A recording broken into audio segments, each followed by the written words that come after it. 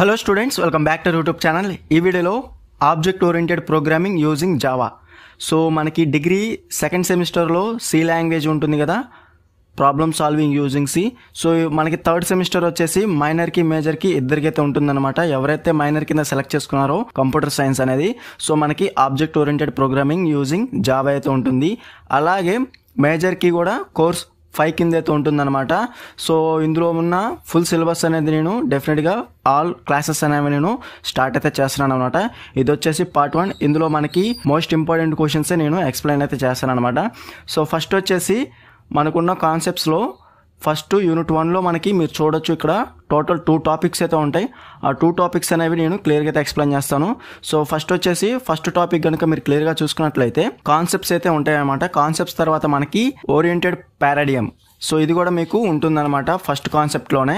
So first వచ్చేసి ఈ 2 కాన్సెప్ట్స్కి ముందు మీరు డెఫినెట్గా వాట్ ఈస్ జావా లేకుంటే హిస్టరీ ఆఫ్ జావా అని అడిగితే మనకి షార్ట్ ఆన్సర్ క్వశ్చన్స్ కింద ఓవర్ వ్యూ అనేది ఉండాలన్నమాట. సో దానికోసం డెఫినెట్గా మీరు జావా గురించి అయితే తెలుసుకోవాల్సి ఉంటుంది. సో ఫస్ట్ వచ్చేసి మనకి వాట్ ఈస్ జావా అనగానే, Java is a general purpose object oriented programming language.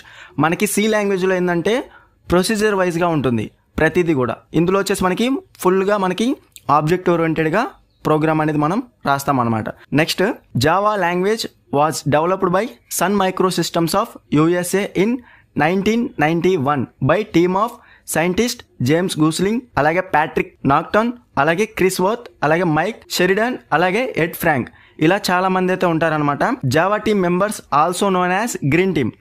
So clear కదా, ఇక్కడ మనకి సన్ మైక్రో సిస్టమ్స్ వారు డెవలప్ చేశారు. ఎక్కడంటే యూఎస్ఏ. ఎప్పుడంటే 1991 by team of scientist, so James Gosling, అలాగే ప్యాట్రిక్ నాక్టన్, అలాగే క్రిస్ వర్త్, అలాగే మైక్ షెరిడన్, అలాగే ఎడ్ ఫ్రాంక్. ఇలా చాలా మంది అయితే ఉన్నారనమాట. ఈ టీంనే మనం గ్రీన్ టీమ్ కూడా అనొచ్చు అనమాట. సో వీళ్ళందరూ కలిస్తేనే మనకి జావా అనేది డెవలప్ అయితే చేశారనమాట. ఎక్కడ? Sun Microsystems of USA. Clear కదా. So James Gosling was set to be the one of the inventor of Java. So మనకి ఇక్కడ క్లియర్గా అయితే ఇవ్వడం అయితే జరిగింది. జేమ్స్ గూస్లింగ్ అనే అతను so one of the inventor of Java. మనకి ఇక్కడ జావా అనగానే చాలా మంది చెప్పేది జేమ్స్ గూస్లింగ్ పేరైతే ఉంటుందన్నమాట. క్లియర్ కదా, ఇది మాత్రం గుర్తుపెట్టుకోండి. James Gosling inventor of Java, one of the inventor. అతను ఒక్కడే కాదు, ఇంకా మంది ఉన్నారు కదా ఇందా చెప్పిన పేర్లు, సో వాళ్ళు కూడా అనమాట. సో ఫస్ట్ వచ్చేసి మనకి the initial name of the Java was Oak, అంటే ఓఏకే. సో మనకి జావా నేమ్ కంటే ముందుగా పెట్టిన నేమ్ అయింది Oak, O A K. Later it was change to hard Java. దాని తర్వాత నుంచి మనకి డెవలప్ చేసుకుంటూ ఉంటూ హార్డ్ జావా అని పేరు పెట్టారు. దాని తర్వాత మనకి ఉన్న నేమ్ అనేది చేంజ్ అవుతూ జావా అని చెప్పేసి పెట్టేశారనమాట. క్లియర్ కదా. Initially Java was designed for the development software for electronic devices such as televisions and VCRs అనగానే మనకి vapour compression refrigeration systems. Fridge ఏదైతే మనం యూజ్ చేస్తామో అందులో ఉన్న కంప్రెషర్స్ కోసం ఈ జావా అనేది కూడా వాడతారనమాట, టీవీస్లో అలాగే ఫ్రిడ్జెస్లో. క్లియర్ కదా, ఇది మాత్రం గుర్తుపెట్టుకోండి. By using Java we can develop stand alone applications and web based application. Stand alone application అంటే ఒకటే కాన్సెప్ట్స్, అంటే మనకి స్టాండ్ అలోన్ అప్లికేషన్ అంటే ఒకటి మాత్రమే చేయగలుగుతుంది అనమాట. అలాగే వెబ్ బేస్డ్, మనం నెట్ యూజ్ చేసి వెబ్ బేస్డ్ అప్లికేషన్స్ కూడా చేసుకోవచ్చు అనమాట. ఇది మనకి ఓవరాల్గా మీరు కనుక జావా స్టార్టింగ్ అలాగే దాని ఎడిషన్స్ అలాగే ఇయర్ కూడా మీరు క్లియర్గా చూసుకోవచ్చు. ఫస్ట్ ఉన్న నేమ్ వచ్చేసి ఓకు, అది 1991లో ఉంది మనకి. దాని తర్వాత హార్డ్ జావా వచ్చేసి మనకి 1994. తర్వాత జావా జేడీకే అనేది మనకి ఇంట్రడ్యూస్ అయితే చేశారనమాట 1995లో. దాని తర్వాత నుంచి మనకి జేడీకే తర్వాత అప్గ్రేడ్ చేస్తూ కూడా మనకి క్లియర్గా చూసుకోవచ్చు. ఎడిషన్స్ అనేవి మారుతూ ఉంటాయి. జేడీకే 1.7, ఇప్పుడు మనకి జేడీకే 18 అయితే దాటిందనమాట. ఇది వచ్చేసి వాట్ ఈస్ జావా లేకుంటే హిస్టరీ ఆఫ్ జావా అనగానే ఇదంతా మీరు రాయాల్సి ఉంటుంది. What are the features of Java? Features of Java అనగానే మీకు Java is set to be the object oriented programming language. So డెఫినెట్గా మీరు ఈ డెఫినేషన్ అనేది ప్రతి క్వశ్చన్కి అయితే మీరు రాయాల్సి ఉంటుంది అనమాట, ఆన్సర్ రాసేటప్పుడు ఆన్సర్ బుక్లెట్లో ఎగ్జామ్లో. క్లియర్ కదా. నెక్స్ట్ వచ్చేసి the following are the list of features of Java. ఇందులో మనకి టోటల్గా 9 ఫీచర్స్ అయితే ఉన్నాయి అనమాట. ఈ 9 ఫీచర్స్ అనేవి క్లియర్గా అయితే చెప్తాను. సో ఫస్ట్ వచ్చేసి కంపైల్డ్ అండ్ ఇంటర్ప్రిటెడ్. అంటే కంపైల్డ్ అనేది మనకి usually a computer language is either compiled or interpreted. మామూలుగా ఏదైనా లాంగ్వేజ్ కానివ్వండి, కంప్యూటర్ లాంగ్వేజ్ అయితే కంపైల్ చేస్తుంది లేకుంటే ఇంటర్ప్రిటెడ్ చేస్తుంది. ఇక్కడ మనకి జావా అనేది రెండు చేస్తుంది అనమాట. కంపైల్ చేసుకోవచ్చు, అలాగే ఇంటర్ప్రిటెడ్ వైజ్గా కూడా మనం చేసుకోవచ్చు అనమాట లాంగ్వేజ్లో ఉన్న ప్రోగ్రామ్స్ అనేవి. క్లియర్ కదా. Java combines both of these approaches, that is Java programme compiled and interpreted. చెప్పాను కదా, రెండు కూడా మనం అప్రోచ్ అని యూజ్ చేసుకొని రెండు చేసుకోవచ్చు. కంపైల్ చేసుకోవచ్చు డైరెక్ట్గా, లేకుంటే ఇంటర్ప్రిటెడ్ డైరెక్ట్గా 1 by 1 లైన్ అయినా మనం రన్ చేసుకోవచ్చు. అలాగే first Java compiler translate source code into byte code. First Java compiler ఏం చేస్తుందంటే మనం ఇచ్చిన సోర్స్ కోడ్ ఏదైతే ఉందో ఇన్పుట్ అనేది యూజర్ ఇచ్చింది, దాన్ని మనకి బైట్ కోడ్ కింద 0s 1s మనకి కన్వర్షన్ అయితే జరుగుతుంది అనమాట. అది మాత్రం మనకు కనపడదు, అదంతా జావా కంపైలర్లో అయితే జరుగుతుంది అనమాట. Since byte code is not machine code. Clear కదా, బైట్ కోడ్ అనేది మిషన్ కోడ్ అయితే కాదనమాట. Java interpreted generates the machine code, so Java is both compiled and interpreted. So మనకి కంపైలర్లో జావా కంపైలర్ ఏ విధంగా మనకి సోర్స్ కోడ్ అనేది బైట్ కోడ్ కింద కన్వర్షన్ చేస్తుందో, అలాగే జావా ఇంటర్ప్రిటెడ్ అనేది generates the machine code. Machine code అనేది మనకి కన్వర్షన్ అయితే జరుగుతుంది అనమాట. క్లియర్ కదా, ఎందుకంటే బైట్ కోడ్ అనేది మిషన్ కోడ్ కాదు కాబట్టి జావా ఇంటర్ప్రిటెడ్ అనేది మనకి generates the machine code. Clear కదా. So Java is both compiled and interpreted. Clear కదా. మనకి ఫస్ట్ పాయింట్ వచ్చేసి కంపైల్డ్ అండ్ ఇంటర్ప్రిటెడ్ ఫీచర్స్లో. నెక్స్ట్ వచ్చేసి సెకండ్ ఫీచర్ వచ్చేసి platform independent and portable.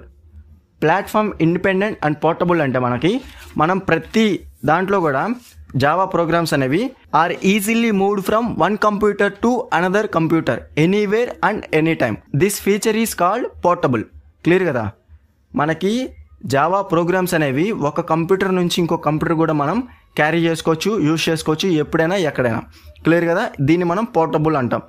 Java programs are platform independent, that is the changes in the machines operating systems processors will not affect the Java program. Java programs అనేవి మనం platform independent అంటే మనకి machines change అవ్వచ్చు, అంటే computers change అవ్వచ్చు, అలాగే OS operating systems కనుక change అవ్వచ్చు. కొంతమంది విండోస్ వాడచ్చు, కొంతమంది లైనక్స్ వాడచ్చు. ఆ విధంగా మనకి ఓఎస్ అనేది చేంజ్ అయినా కానీ, ప్రాసెసర్స్ చేంజ్ అయినా కానీ జావా ప్రోగ్రామ్ అనేది మనకి డెఫినెట్గా యూజ్ చేసుకోవచ్చు అనమాట. ప్రతి ఆపరేటింగ్ సిస్టమ్స్లో మిషన్స్ అంటే కంప్యూటర్స్లో ప్రాసెసర్స్ ఏదైనా కానీ, ఇంటెల్ కానీ రైజన్ ఇంటెల్ ఈ విధంగా ఉంటాయి కదా ప్రాసెసర్స్, వాటిలో కూడా మనం డెఫినెట్గా జావా ప్రోగ్రామ్ అనేది రన్ చేసుకోవచ్చు. క్లియర్ కదా. నెక్స్ట్ పాయింట్ వచ్చేసి Sun micro system slogan regarding Java language is write once run anywhere. అంటే మీరు కనుక ఒకసారి ప్రోగ్రామ్ అనేది జావా ప్రోగ్రామ్ అనేది రాస్తే మీరు ఎక్కడైనా కానీ రన్ చేసుకోవచ్చు. దాన్నే మనం ప్లాట్ఫామ్ ఇండిపెండెంట్ అనమాట. క్లియర్ కదా. అందుకే మనకి ఇక్కడ స్లోగన్ ఏమి ఇచ్చారంటే Sun micro system slogan regarding Java language is write once run anywhere. Clear కదా. ఇది సెకండ్ ఫీచర్ వచ్చేసి. నెక్స్ట్ వచ్చేసి ఆబ్జెక్ట్ ఓరియంటెడ్. థర్డ్ ఫీచర్ వచ్చేసి object oriented. Java is pure object oriented programming language. స్టార్టింగ్లోనే చెప్పాం కదా, Java is a general programming language. అలాగే ఇక్కడ మనకి జావా అనేది ప్యూర్గా మనకి ఆబ్జెక్ట్ ఓరియంటెడ్ ప్రోగ్రామింగ్ లాంగ్వేజ్ కింద అయితే ఉంటుంది.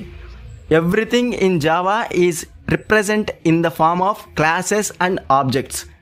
సో క్లియర్ కదా.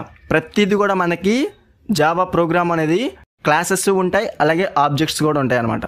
ప్రతిదీ కూడా క్లియర్ కదా. అలాగే థర్డ్ పాయింట్ వచ్చేసి Java supports object oriented programming concepts such as classes, objects, inheritance etcetera. మనకి కాన్సెప్ట్స్ అనేవి ఇంకో క్వశ్చన్ ఉంది, దాంట్లో మీకు క్లియర్గా అయితే అర్థమవుతుంది అనమాట. అసలు మొత్తం ఎన్ని కాన్సెప్ట్స్ ఉంటాయి మనకుండే సిలబస్లో. డెఫినెట్గా కాన్సెప్ట్స్ మీదే ఆఫ్ యూనిట్స్ అయితే ఉంటుంది అనమాట మనకి క్లియర్గా. క్లాసెస్ కానివ్వండి, ఆబ్జెక్ట్స్ కానివ్వండి, ఇన్హెరిటెన్స్ కానివ్వండి. క్లియర్ కదా. Java supports object oriented programming concepts such as classes, objects, inheritance etcetera. Clear కదా. ఇది మాత్రం గుర్తుపెట్టుకోండి. సో నెక్స్ట్ వచ్చేసి fourth feature robust and secure. Robust means strong. So next వచ్చేసి Java is robust language. It contains better error handling techniques and efficient memory management techniques. So clear కదా. Java is a robust language. It contains better error handling. మనం రాసిన code అనేది ఏదైనా mistakes ఉంటే డెఫినెట్గా మనకి చూపిస్తుంది అనమాట, ఎన్ని ఎర్రర్స్ ఉన్నాయి, ఎక్కడ ఎర్రర్ ఉంది. దాన్ని మనం హ్యాండ్లింగ్ ఈజీగా అయితే చేసుకోవచ్చు అనమాట. ప్రతిదీ కూడా మనం సెక్యూర్గా ఎక్కడైతే తప్పైందో అక్కడ మనం చెక్ చేసుకొని చేంజ్ అనేది చేసుకోవచ్చు. అలాగే ఎఫిషియంట్ మెమరీ మేనేజ్మెంట్. ఉన్న మనం కోడ్ ఏదైతే ఉందో ప్రతిదీ కూడా మనకి కావాల్సినంత మెమరీ అనేది మేనేజ్ చేసుకోవచ్చు అనమాట. నెక్స్ట్ పాయింట్ వచ్చేసి exception handling is used to handle errors and garbage collection is used to efficient memory management. Clear కదా. Next point, Java is secured language. Java eliminates viruses and threads. It provides security to the code. So clear కదా, మీకు ఈజీగా అయితే అర్థమవుతుంది. Java అనేది మనకి మన ప్రోగ్రాంలో ఉన్న వైరసెస్ కానివ్వండి, థ్రెడ్స్ కానివ్వండి, మనకి డేటా అనేది సేఫ్గా సెక్యూర్గా అయితే ఉంటుందన్నమాట. సో అందుకనే మనకి ఇక్కడ Java is secure language. Java eliminates viruses and threads. It provides security to the data. Next feature వచ్చేసి డిస్ట్రిబ్యూటెడ్. డిస్ట్రిబ్యూటెడ్ అంటే క్లియర్గా చూసుకోవచ్చు, మనకి Java is distributed language. Distributed means sharing. So already మనకి ప్లాట్ఫామ్ ఇండిపెండెంట్ పోర్టబుల్లో మనకి ఏ విధంగా అయితే మనం one computer to another computer use చేస్తామో అలాగే మనకి డిస్ట్రిబ్యూటెడ్ మీన్స్ షేరింగ్. సో మన డేటా అనేది ప్రోగ్రామ్ అనేది షేర్స్ కూడా చేసుకోవచ్చు అనమాట వన్ టు అనదర్. సో క్లియర్గా చూసుకున్నట్లయితే Java has the ability to share both data and programs. So this feature is called distributed. Clear కదా. నెక్స్ట్ వచ్చేసి సిక్స్త్ ఫీచర్ వచ్చేసి సింపుల్, స్మాల్ అండ్ ఫెమిలియర్. క్లియర్గా చూసుకున్నట్లయితే Java is a very simple and small language because many difficult and ambiguity topics of C and C++ are eliminated in Java. So క్లియర్గా చూసుకుంటే సితో పోలిస్తే C++తో పోలిస్తే మనకి జావా అనేది చాలా సింపుల్గా ఉంటుంది, స్మాల్గా ఉంటుంది. అలాగే ఉన్న డిఫికల్టీస్ ఏవైతే ఉన్నాయో సిలో కానివ్వండి, సిపిపిలో ఉండండి, ఈ రెండిట్లో ఉన్న డిఫికల్టీస్ అన్నీ కూడా జావాలో ఎలిమినేట్ చేశారు. దానికి అనుగుణంగా ఉన్న ఈజీగా ఉండే లాంగ్వేజే జావా లాంగ్వేజ్. క్లియర్ కదా. For example, pointers concept of C language and operator overloading concept of C++ are eliminated in Java. మనకి మీరు కనుక C ఎవరైతే ముందున్న సెకండ్ సెమిస్టర్లో ఎవరైతే నేర్చుకున్నారో అందులో ఉన్న pointers concept of C language అలాంటివి అంబిగ్యూటీ టాపిక్స్ అనేవి మనకి జావాలో ఎలిమినేట్ అయితే చేశారనమాట. అలాగే నెక్స్ట్ వచ్చేసి Java is familiar language because it is familiar to C and C++. Java uses many topics from C and C++. Java code looks like a C++ program. ఏ విధంగా ఉంటుందంటే జావా కోడ్ మనకి C++ program ఏ విధంగా ఉంటుందో so Java కూడా సిమిలర్గా అయితే ఉంటుందన్నమాట. అలాగే నెక్స్ట్ వచ్చేసి 7th ఫీచర్ వచ్చేసి మనకి మల్టీ థ్రెడెడ్ అంటే క్లియర్గా చూసుకోవచ్చు, మనకి ఇచ్చిన డెఫినేషన్ అది. A program is divide into 2 or more programs which are executed at a time in parallel. మనకి ఒకే టైంలో మనకి ఒక ప్రోగ్రామ్ అనేది 2 కంటే అంతకంటే ఎక్కువ ప్రోగ్రామ్స్ కింద డివైడ్ చేసుకోవచ్చు. అలాగే ఎగ్జిక్యూట్ కూడా చేసుకోవచ్చు అనమాట, ఒకేసారి రన్ చేసుకోవచ్చు అనమాట. ఏది ఒకే టైంలో, దాన్నే మనకి మల్టీ థ్రెడెడ్ అంటాడు. This is called as multithreading. ఈ మల్టీ థ్రెడ్డింగ్ అనేది మనం జావాలో అయితే ఎక్కువైతే యూజ్ చేస్తాం.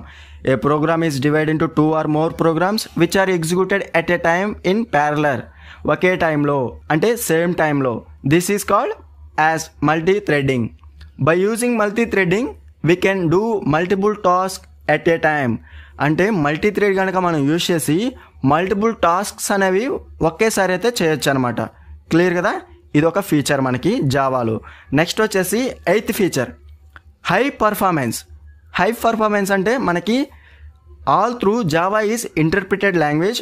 The performance of Java is high due to the intermediate code called byte code.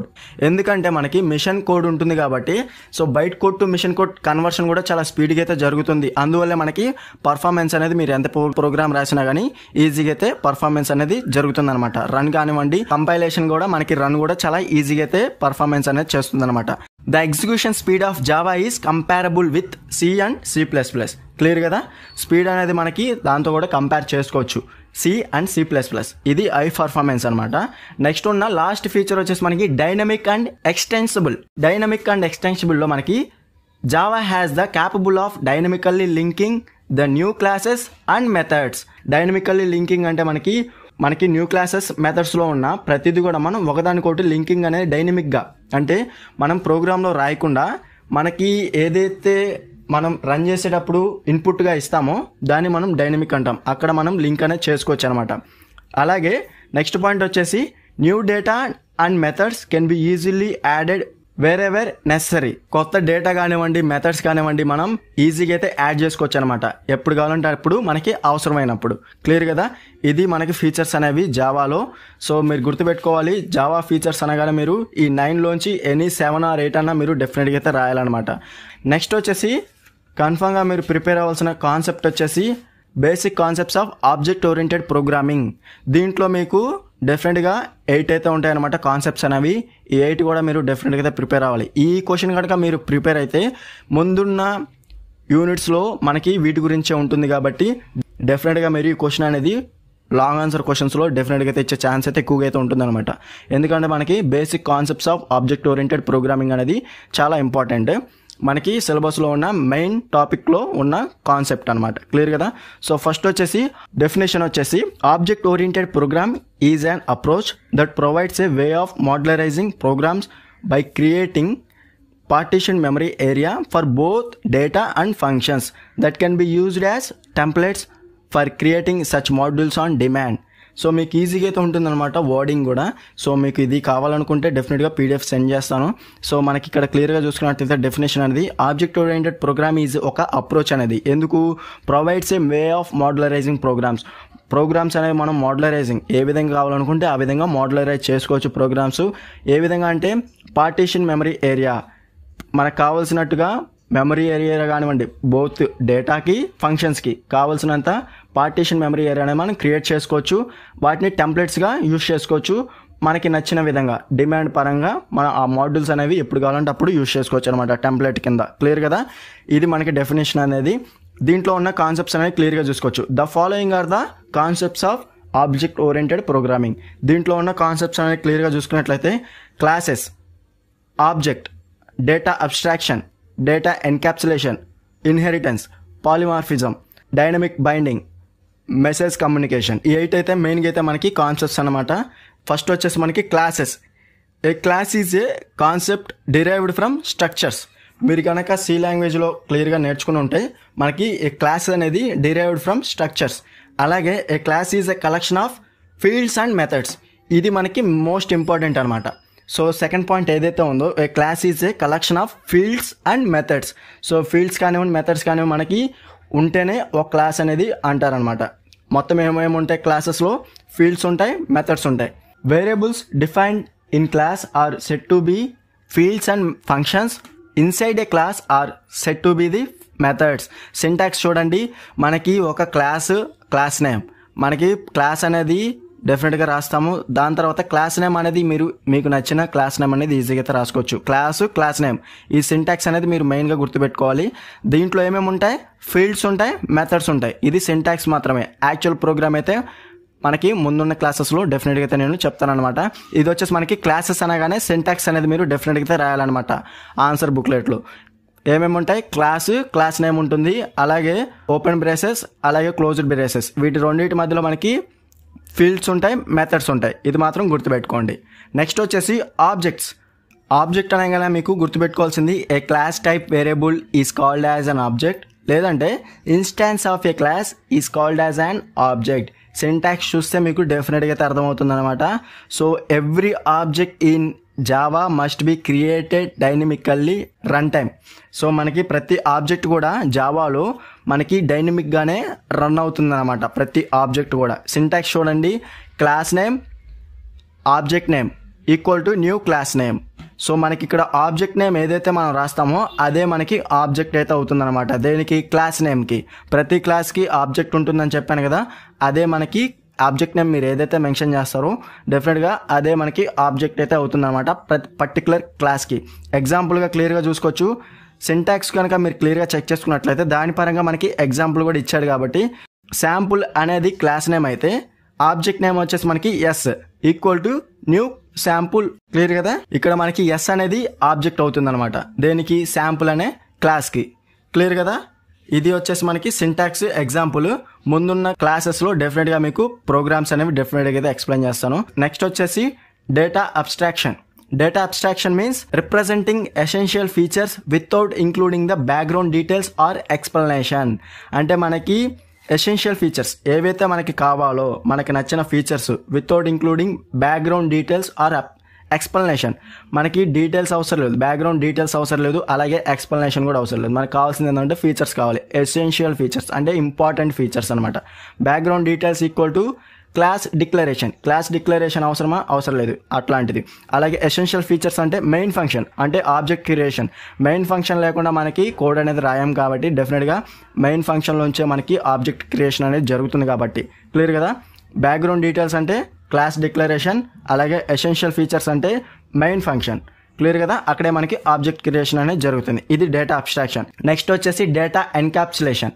Data encapsulation వచ్చేసి wrapping up of data and methods into a single unit called class is known as data encapsulation. Each class said to be an example of encapsulation. మనకి ఏమేమి చెప్పని క్లాస్లో ఏమేమి ఉంటాయి, fields and methods ఉంటాయి కదా, అలాగే ఫీల్డ్స్ అంటే డేటా కూడా మీరు అనుకోవచ్చు. ఇక్కడ మనకి ఇచ్చినదే పాయింట్ ఏంటంటే wrapping up of data and methods into a single unit called class.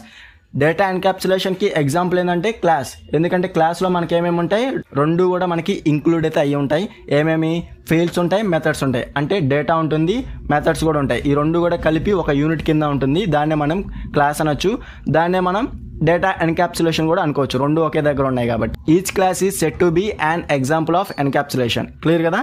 Next వచ్చేసి నెక్స్ట్ కాన్సెప్ట్ ఇన్హెరిటెన్స్. మీకు ఒక యూనిట్లో సగం వచ్చేసి మనకి ఇన్హెరిటెన్స్ మీదే ఉంటుందన్నమాట. సో డెఫినెట్గా గుర్తుపెట్టుకోండి. Inheritance is a way of creating new class from already existing class. ఉన్న క్లాస్ నుంచి మనం కొత్త క్లాసెస్ అనేవి క్రియేట్ చేసుకోవచ్చు ఇన్హెరిటెన్స్ యూస్ చేసి. Inheritance means repeating. So already existing class is called as and super class. Already చెప్పాను కదా, ఉన్న క్లాస్కి ఆల్రెడీ మనం క్రియేట్ చేసుకున్న క్లాస్ అనేది, ఆల్రెడీ ఇచ్చిన క్లాస్ ఎగ్జిస్టింగ్ క్లాస్ని సూపర్ క్లాస్ అంటాం. అలాగే న్యూలీ క్రియేటెడ్ క్లాస్ ఈ set to B sub class.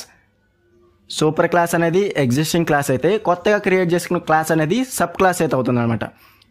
The main object of inheritance is to provide reusability of code అంటే మనకి ఆల్రెడీ రాసిన కోడ్ అనేది ఎన్నిసార్లు కావాలంటే అన్నిసార్లు న్యూ క్లాస్ అనేది మనం డెఫినెట్గా క్రియేట్ చేసుకొని ఆ రీయూజ్ అనేది చేసుకోవచ్చు అనమాట. డెఫినెట్గా రీయూజబిలిటీ అనేది చేసుకోవచ్చు అనమాట కోడ్ అనేది ఇన్హెరిటెన్స్ యూస్ చేసి. There are various forms of inheritance, single, multi level, ఇలాగా మనకి చాలా ఇన్హెరిటెన్స్ ఫార్మ్స్ అనేవి చాలా అయితే ఉన్నాయన్నమాట. ముందున్న క్లాసెస్లో డెఫినెట్గా మీకు ఎక్స్ప్లెయిన్ అయితే చేస్తాను అనమాట. నెక్స్ట్ వచ్చేసి పాలిమార్ఫిజం అంటే poly means many, morphism means forms. ఇది మాత్రం గుర్తుపెట్టుకోండి. First point, polymorphism means ability to take more than one form. ఇది డెఫినెట్గా అయితే గుర్తుపెట్టుకోవాలి, ఈజీగా అయితే ఉంటుంది అనమాట వర్డింగ్ అనేది. సో పాలిమార్ఫిజం 2 types అంటే స్టాటిక్ అండ్ డైనమిక్. స్టాటిక్ అంటే మనం ఆల్రెడీ కోడ్లో రాస్తాము, డైనమిక్ అంటే మనకి రన్ టైంలో ఇస్తామన్నమాట. క్లియర్ కదా. ఇది polymorphism. Poly means many, morphism means forms. Polymorphism means ability to take more than one form. Next వచ్చేసి dynamic binding means linking the method or function calls to the code. So dynamic binding means code associated with given method function is not known until the run time. So మనకి run టైంలో మనం call చేసినప్పుడే మనకి execute అయితే అవుతుందన్నమాట. Associated ఏదైతే మనం అక్కడ మెన్షన్ చేస్తామో రన్ టైంలో అక్కడ నుంచి మనకి అసోసియేట్ అయ్యి మనకి పర్టికులర్ మెథడ్ ఫంక్షన్ అనేది కాల్ అయితే అవుతుందన్నమాట. క్లియర్ కదా. ఇది డైనమిక్ బైండింగ్. సో నెక్స్ట్ వచ్చేసి మెసేజ్ కమ్యూనికేషన్. లాస్ట్ కాన్సెప్ట్ అనమాట మనకి message communication. An object-oriented program consists of a set of objects communicate with each other. The process of object-oriented programming involves 3 types: creating classes, creating objects, establishing communication between objects. ఈ diagram చూస్తే మీకు డెఫినెట్గా అర్థమవుతుంది అనమాట. ఒక ఆబ్జెక్ట్కి ఇంకో object, అలాగే ప్రతిదీ కూడా మనకి క్లాసెస్ కానీ ఆబ్జెక్ట్స్ కానీ ఇంటర్లింకింగ్ అవుతుంది. ప్రతిదీ కూడా కమ్యూనికేషన్ బిట్వీన్ ఆబ్జెక్ట్స్. సో ఇవన్నీ కూడా మనకి మెసేజ్ కమ్యూనికేషన్లో డెఫినెట్గా ప్రతిదీ కూడా ఆబ్జెక్ట్స్ కానీ క్లాసెస్ కానీ కమ్యూనికేట్ అయితే అవుతుంది అనమాట బై యూజింగ్ ఆబ్జెక్ట్స్. ప్రతి క్లాస్కి ఆబ్జెక్ట్ ఉంటుంది కాబట్టి ఆబ్జెక్ట్ అనేది వేరే క్లాస్కి మనం యూజ్ అయితే చేసుకోవచ్చు అనమాట. సో ఏ విధంగా మనం ఇన్హెరిటెన్స్ యూజ్ చేస్తామో super class to sub class, అలాగే sub class to super class, ఆ విధంగా మనం ప్రతిదీ కూడా మెసేజ్ కమ్యూనికేషన్ అనేది ఈజీగా అయితే జరుగుతుంది by creating classes, creating objects, establishing communication between objects. ఈ 3 కాన్సెప్ట్స్ అయితే మనకి మెసేజ్ కమ్యూనికేషన్లో అయితే ఉంటుందన్నమాట. 3 steps అనేవి. సో ఇది మనకు వచ్చేసి ఆబ్జెక్ట్ ఓరియంటెడ్లో మనకున్న కాన్సెప్ట్స్ అనేవి. నెక్స్ట్ కనుక మీరు ఫాలో అవ్వాలనుకుంటే ఆబ్జెక్ట్ ఓరియంటెడ్ పారాడియం కనుక మీరు క్లియర్గా చెక్ చేసుకున్నట్లయితే ఇందులో మీరు explain about object oriented program అన్నా, అలాగే ఆబ్జెక్ట్ ఓరియంటెడ్ ప్రోగ్రామింగ్ పారాడియం అన్నా, ఆబ్జెక్ట్ ఓరియంటెడ్ పారాడియం అన్నా కానీ మీరు డెఫినెట్గా ఈ క్వశ్చన్ కూడా ప్రిపేర్ అవ్వాలి. ఇందా చెప్పిన మనకి కాన్సెప్ట్స్ అనేవి డెఫినెట్ క్వశ్చన్ అనమాట. సో చాలా అంటే చాలా ఇంపార్టెంట్ క్వశ్చన్. సో అది కనుక మీరు ప్రిపేర్ అయితే డెఫినెట్గా 10 మార్క్స్ అనేవి ఈజీగా అయితే గెయిన్ చేసుకోవచ్చు. అలాగే నెక్స్ట్ క్వశ్చన్ వచ్చేసి ఆబ్జెక్ట్ ఓరియంటెడ్ పారాడియం కనుక మీరు ఫాలో అవ్వాలనుకుంటే సో సేమ్ అయితే ఉంటుంది. ఎవరైతే ప్రిపేర్ అవ్వాలనుకుంటున్నారో ఈ క్వశ్చన్ కూడా డెఫినెట్గా అయితే ప్రిపేర్ అవ్వండి. డెఫినేషన్ కూడా సేమ్ అయితే ఉంటుంది అనమాట. So object-oriented programming is an approach that provides a way of modularizing programs by creating partition memory area for both data and functions that can be used as templates for creating such modules on demand. So definition అనేది same అయితే ఉంటుంది అనమాట కాన్సెప్ట్స్కి అలాగే పారాడియంకి. అలాగే next వచ్చేసి the major objective of OOP is to overcome the drawbacks in procedure oriented programming such as C లాంగ్వేజ్లో ఉన్న డ్రాబ్యాక్స్ అనేవి ఓవర్కమ్ చేస్తూ మనకి ఆబ్జెక్ట్ ఓరియంటెడ్ ప్రోగ్రామింగ్ అయితే ఇంట్రొడ్యూస్ అయితే చేశారనమాట. OOP threats data as a critical element and does not allow to flow freely around the system. OOPs allows us to decompose a problem into number of entities called objects. Problem అనేది కూడా entity types లో అదే objects అనమాట. Object wise గా ప్రతిది కూడా ఉంటుంది కాబట్టి ప్రతి క్లాస్ కి ఆబ్జెక్ట్ అయితే ఉంటుంది అనమాట. సో ఇది క్లియర్ గా గుర్తుపెట్టుకోండి. డయాగ్రామ్ అనేది డేటా ఉంటుంది, మెథడ్స్ ఉంటాయి, మొత్తం కలిపితే మనకి క్లాస్ అయితే ఉంటుంది అనమాట. క్లియర్ కదా, ప్రతిది కూడా ఆబ్జెక్ట్ వైజ్గా ఉంటుంది కాబట్టి డేటా లేకుండా మనకి మెథడ్ అనేది ఉండదు కాబట్టి కన్ఫామ్గా మనకి డేటా అనేది మెయిన్ అయితే ఉంటుందన్నమాట. ఆబ్జెక్ట్ ఓరియంటెడ్ ప్రోగ్రామ్లో ఉన్న ఫీచర్స్ అనేవి క్లియర్గా చూసుకోవచ్చు. Importance is on data rather than procedure. Data అనేది మెయిన్ ఇంపార్టెంట్, ప్రొసీజర్ కన్నా మనకి డేటా అనేది చాలా ఇంపార్టెంట్. ఊప్లో మనకి programs are divided what are known as objects. So మనకి ఆబ్జెక్ట్స్ మీదే డిపెండ్ అయ్యి ప్రతి ప్రోగ్రామ్ కూడా డివైడ్ అవుతుంది అనమాట. Data structures are designed such that they describe the objects. Data structures అనేవి డిజైన్ చేసింది కూడా మనకి ఆబ్జెక్ట్స్ అనేవి ఈజీగా అయితే డిస్క్రైబ్ చేసుకోవచ్చు అనమాట. అలాగే data is hidden and cannot be accessed by external functions. So మనకి ఉన్న కోడ్ ఏదైతే ప్రోగ్రామ్లో ఉంటుందో దాని వరకే మనకి డేటా అనేది యాక్సెస్ అయితే చేసుకోవచ్చు అనమాట. External functions out of the program అనేది మనం ఏదైతే క్లాస్లో రాస్తామో ఆ క్లాస్లోనే డేటా అనేది యాక్సెస్ చేసుకోవచ్చు. ప్రతి వేరే ఎక్స్టర్నల్ ఫంక్షన్స్ ఏది ఇచ్చినా కానీ మనం అక్కడ మనకి కెనాట్ బి యాక్సెస్డ్ అంటే మనకి హిడెన్ అవుతుంది, అంతా ప్రైవేట్లో అయితే పడుతుంది అనమాట. అలాగే objects May communicate with each other through methods. ప్రతి ఆబ్జెక్ట్ కూడా మెథడ్స్ ద్వారా కమ్యూనికేషన్ అయితే జరుగుతుంది అనమాట. New data and methods can easily added wear ever necessary. ఇంతకు ముందు చెప్పిన దాంట్లో ఈ పాయింట్ అయితే యాడ్ అయింది కదా. So from bottom up approach, మనకి ఏ విధంగా టాప్ టు బాటమ్ అంటామో ఇక్కడ బాటమ్ అప్ అనమాట, పైనుంచి కింద కాకుండా కింద నుంచి పైకి అన్నట్టు approach. The following diagram shows the organization of data and functions in OOP. So క్లియర్గా చూసుకోవచ్చు. Object A, object B, object C. ఇందులో మనకి డేటా ఉన్నాయి, ఫంక్షన్స్ ఉన్నాయి, డేటా ఉన్నాయి, ఫంక్షన్స్ ఉన్నాయి. అలాగే ఆబ్జెక్ట్ సిలో కూడా డేటా ఉన్నాయి, ఫంక్షన్స్ ఉన్నాయి. ప్రతి ఫంక్షన్స్ కూడా మనకి క్లియర్గా చూసుకున్నట్లయితే ఇంటర్లింకింగ్ అనేది అవుతుంది, కమ్యూనికేషన్ అయితే జరుగుతుంది అనమాట. ఫంక్షన్స్ని యూజ్ చేసి మనకి ప్రతి ఆబ్జెక్ట్ నుంచి డేటా యూజ్ చేసుకోవచ్చు, ఫంక్షన్స్ కూడా యూజ్ చేసుకోవచ్చు అనమాట. క్లియర్గా ఈ డేటా మీకు డయాగ్రామ్ కూడా డెఫినెట్గా మీరు ప్రిపేర్ అయితే అవ్వాలి.